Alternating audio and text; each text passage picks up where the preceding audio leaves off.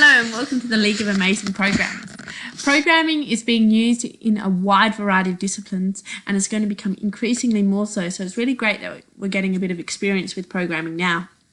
Today we're just going to talk a bit about how this all fits in with conjectures, with mathematics, and how we can think of logical ways to be able to create programs.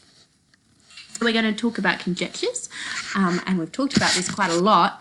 It's a guess, it's an opinion, it's something, a statement that you form as a result of observing something. You don't know if it's true, but you think it might be. And then from this conjecture, we're going to talk about maths that describes our conjecture.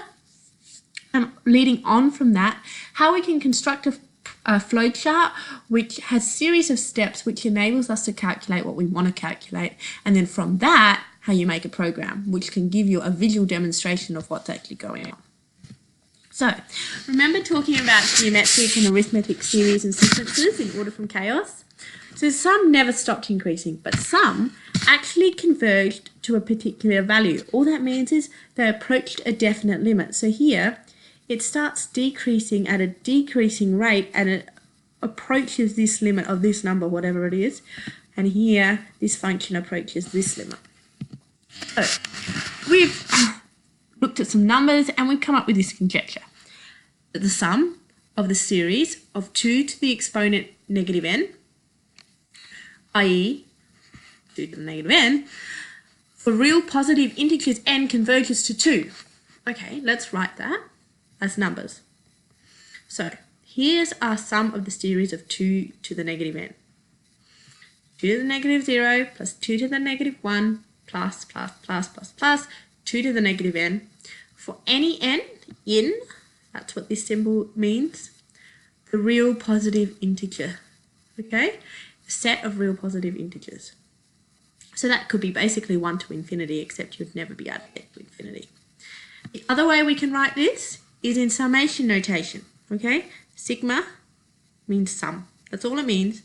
So this notation means that you add all the individual terms starting from when n equals 0, so 2 to the negative 0, increasing by one integer, all the way up to 2 to the negative infinity. So basically this equals that, okay? You start at 2 to the negative 0, you go to 2 to the negative 1, all the way up to, if you could get there, 2 to the negative infinity. Now I'm just going to explain this little bit using this screen sketch. 2 to the negative 0, I'm sure you'll remember that actually is equal to 1 over 2 to the 0. That's a really bad 0, but it is a 0. Remember, anything to the 0 is 1, so that actually is 1 over 1, which equals 1. Okay, so that term corresponds to that term. And then if we did another one, 2 to the negative 1, that actually equals 1 over 2 to the 1. Equals 1 over 2. Okay, so that is just the same as that. Okay, so now we've got 3 ways of mathematically writing the same series. So we've done our conjecture. We've represented it mathematically in 2 different ways. Now we're going to represent it as a flowchart. Now, if you're really understanding this whole topic of programming, if you think you're really good at it, let us know, because you'll be able to help other people understand it. But right now, I'm going to move on to flowcharts. This is just a generic flowchart, and this is going to help you explain, work out how to write up a flowchart for a particular process you want to do. So, firstly, rectangles. That means a process. That tells you how the program is functioning, okay? Might not be a strict rectangle, it might have a little curve. You'll see that later. Okay, a diamond on its side, that's a decision-making step. It's used for things like if statements, when you choose an option based on a specific criteria. So let's look at this. If the grade is less than 60, we go this way, yes? If it's not, we go that way, okay? So that's a decision-making step. This parallelogram, input-output step.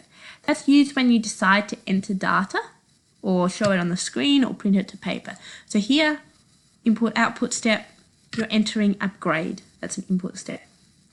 This little circle is a connector, okay? And you can see it down here and up here. So sometimes in a flowchart, you might actually have to leave part of the chart and restart elsewhere causing a break there and there. Here we use a connector symbol with a number or a letter at the exit and re-entry points to help you know how to flow logically through the flowchart. So we go all the way through here, and then we go to A, and we go, okay, where do we go now? Ah, over here. Okay, we start again over here. And this interesting shape is called the display shape. So that just shows the information that the user can see. Okay, so here we have a decision-making step. We go, no, the grade is not less than 90, so we're going to display an A. Okay, the user would see it. And then finally, pretty self-explanatory, the start/end step is the start/end step. Okay, now let's talk about it in relation to our example. So we're going to start at the start. Then we're going to define our variables, okay? So we need to set up variables that can change throughout our program as the numbers change. So our variables are sum and n, okay? These are the important things. The value of the sum, okay, which is going to change as we add on more and more terms, and n is going to change. So that's a process or step, and here's another process step. So our initial values of sum are 0, and our initial value of n is 0, but then when we go on and we our next step is to add 2 to the negative n to our value of the sum. So n is initially 0. We're going to add 2 to the negative n. I'm going to explain this a bit more on the next slide. Our next step is to work out what our new value of n is.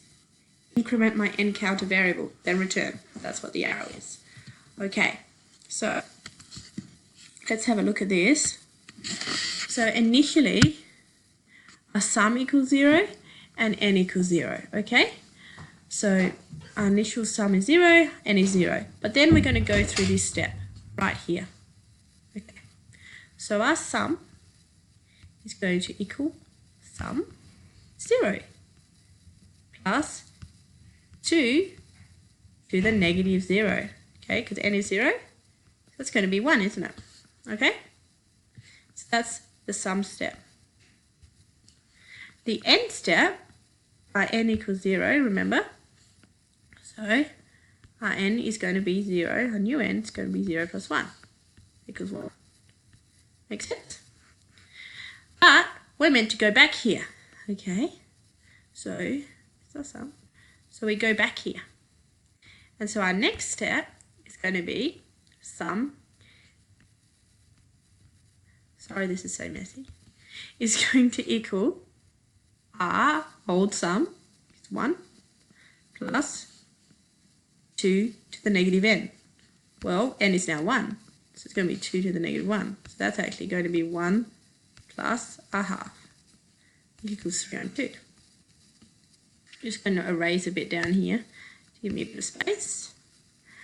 Okay, what's our new n going to be? See if you can work it out.